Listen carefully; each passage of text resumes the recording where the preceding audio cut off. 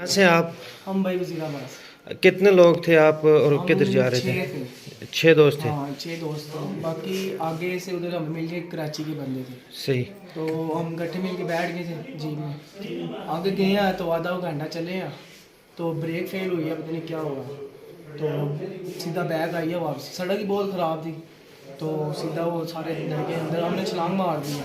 मैंने पत्थर को पकड़ा हुआ, पत्थर को पकड़ के बच्चे हैं। बाकी तकरीबन 8 बंदे जो है ना, 9 वो आगे निकल गए पानी में। अच्छा, पानी में जा। टोटल कितने लोग थे आप? टोटल ये 14 लोग थे। मतलब वो ड्राइवर और हाँ, सब? एक फीमेल थी, बाकी मेल थे सारे। अच्छा, एक फीमेल थी, बाकी मेल थे। बाकी मेल थे। तो आपके जो ग्रुप के 6 लोग थे, अभी हाँ जी। आपका किसी के साथ कितने लोग आप में? एक की डेड बॉडी पड़ी हुई है इधर भी। हाँ, वो आपके एक साथ कभी मिल है। नहीं रहा। एक लापता काम है। में।